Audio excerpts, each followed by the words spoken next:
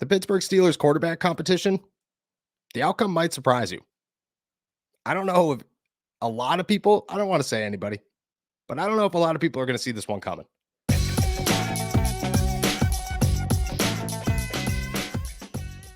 What's going on, everybody? I'm Noah Strackline. Thank you for jumping on to Steelers to Go, your daily to go cup of Pittsburgh Steelers news and analysis. Find us on youtube.com/all Steelers talk or anywhere you get your podcasts. And today, I'm going to drop a little nugget on you guys. I think that the outcome of the Steelers QB1 to replace the QB1 competition this week is going to end with a bit of a surprise. I don't know. I didn't see it coming. I don't think a lot of people saw it coming. I know my co-host Steven did not see it coming. But there's already a feel out there of what's going to go on. So let's start with Kenny Pickett. He's the biggest variable in this entire equation. He's in concussion protocol. He has to clear concussion protocol, which that's very complicated, but just to lay it out in very simple terms, he can't have any symptoms and he has to practice at least twice before Sunday in order to be cleared. Cleared means that he's seen by an independent neurologist who clears him, says he doesn't have any signs, he was able to physically perform, blah, blah, blah. He checks all these boxes. If he's cleared, he is playing. Mike Tomlin made that very, very clear. You have to believe him. The thing is that you look at the situation and you say, all right, well, Kenny Pickett cleared concussion protocol faster than anybody in concussion protocol already once this season. It's a little weird and far-fetched maybe to say that that situation happens again twice within 2 months. Just seems like that's a bit unrealistic. So the Steelers are preparing for him not to play. Meanwhile, I have to say that I was surprised he practiced. So if I'm wrong in this situation, it wouldn't necessarily shock me. Kenny Pickett did practice. He was limited, which means that he was just involved in individual drills. He didn't do anything team. He just took a couple of reps, threw the football a couple of times to guys, but no pads. He wasn't involved in any contact. He definitely didn't get into a huddle. It was just very, very limited work, individual with the quarterback, maybe a couple of receivers, that kind of stuff. Meanwhile, Mason Rudolph and Mitch Trubisky split first-team reps. All parties involved acknowledged that. Mike Tomlin said that that was going to happen coming into the week, and he actually followed through with it. Now, that hasn't been the case in times past. I mean, Mason Rudolph is taking reps at practice for essentially the first time since training camp, and you could say that, oh, he was involved in a quarterback competition, but I truly don't believe that he was actually involved in a quarterback competition back in July. I think that just like all the times before that, the Steelers somewhat teased Mason Rudolph. And that's not me saying, oh, Mason Rudolph should be the starting quarterback of the Pittsburgh Steelers, or, you know, my buddy Mark Caboli makes it very known that Mason Rudolph is the best quarterback in Pittsburgh. I do not follow that notion. But I do think that the Steelers have kind of just dragged Mason around a little bit and just said, hey, yeah, definitely. And then no, at the end, it was somebody compared it to drunk dialing an ex or, you know, friend zoning somebody. And I kind of followed that timeline, that narrative there, because I believe that that's what they've done to Mason Rudolph. This time it's different. This time it's real. You know, he actually does have an actual chance, a legitimate opportunity to go out there and prove that he should be cornerback one for week 15. And that's why it gets interesting. It gets interesting because that doesn't make sense. It doesn't make any sense for the Pittsburgh Steelers to actually have a quarterback competition in week 15 to replace their starter for 1 week with two guys, neither of whom will be here next season. What are you testing out? Why are you doing this? I think it's because the Steelers actually want to win and they believe that they still have a shot at the postseason, and they're not super sold that their actual quarterback two is good enough to get them where they need to be.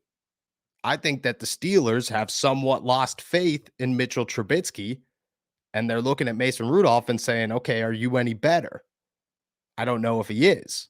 You look at the stats, Mitch Trubisky is 1-3 with his most impressive game as a Pittsburgh Steelers coming the first time Kenny Pickett had a concussion, where he just step in against Tampa Bay, went off, had that fourth quarter drive where he found Chase Claypool on the sideline. It was beautiful. That was the best game Mitch Trubisky's played all season. Meanwhile, Mason Rudolph is 5-4-1 with a lot of help from a very dominant defense in 2019, a meaningless loss to the Cleveland Browns the year after in week 17, 18. I don't remember if it was already week 18 at that point, but a meaningless loss to the Browns and a team that was pretty much half-heartedly there. And it was a lot of Mason Rudolph just kind of showing himself. He didn't really need to win that game. And then a tie to the winless Detroit Lions. The resume is not great on either side. And I think coming into the season, the Steelers looked at this and said, okay, we already know what we have in Mason Rudolph. We know that he's not a Super Bowl winning quarterback or he's going to do anything crazy, or really, he can't even beat a winless team. We know what we have in Mason Rudolph. I think the Steelers acknowledged that, and they said it's not enough, and he's not worthy of being a starting quarterback in Pittsburgh. Somewhat agreed. So they brought in Mitch Trubisky. And I don't think that Mason should have actually had a shot to compete for the starting job this summer, because you brought in Mitch Trubisky, who has starting experience, who has won in the past a lot more impressively than Mason Rudolph has, and has a lot of the upside that you hoped Mason Rudolph had, but didn't. So you brought him in, expected him to be the starter, and then you used a first-round draft pick on Kenny Pickett, who's the future of the quarterback position for the Steelers. All made sense. Mason doesn't actually get a shot. He's the third string, but he's a reliable third string. Mitch is going to start. If Mitch doesn't pan out, he's the backup. The Steelers hope he panned out. He didn't pan out. Kenny Pickett's in there. Here we are. But I think the Steelers' return on investment in Mitch Trubisky is very off, very poor, and they've hit a point where they don't truly believe they could win with him, because that's the only reason they'd be holding a quarterback competition between a guy who's actually the third string and a guy who Mike Tomlin says is 2B, but feels like this. And Mike yesterday called you and Mitch 2 and 2A, but he's the one that's been active on Sundays. Has it felt like that to you, or have you felt more like a 3, for lack of a better phrase? I felt like I hadn't been active on Sundays. If they believed in Mitch Trubisky, there would be no questions here. Mitch would be the starter. Tomlin would make it very clear so that there's no controversy throughout the week. And then he would say, okay, go ahead. And if it was just another facade, if it was him saying, okay, we don't want anybody in Carolina to know who our starting quarterback is this week, which makes a lot of sense. This is the NFL. They do that all the time.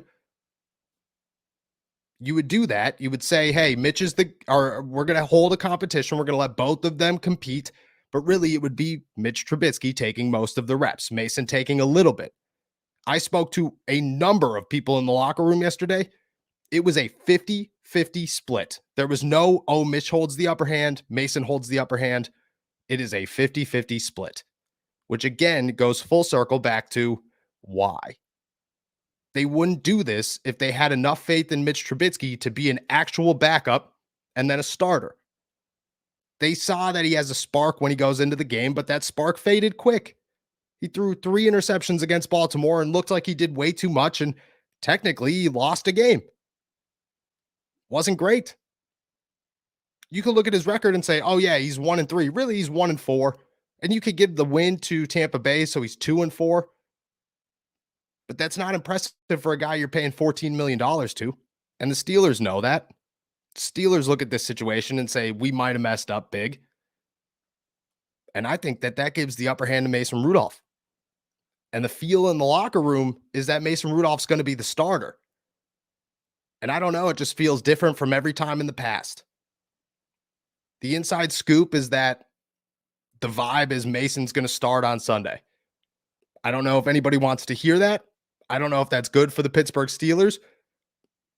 I don't know if that means they're going to beat the Carolina Panthers or lose poorly, and if that means it's the beginning or the end of Mason Rudolph's next run. I have no idea. What I do know is that the Pittsburgh Steelers have brought in a guy and given him an opportunity where he hasn't truly played or done anything at all, not taken practice reps. The dude had to barter for 2 reps during the bye week with Mitch Trubisky and Kenny Pickett for a practice rep.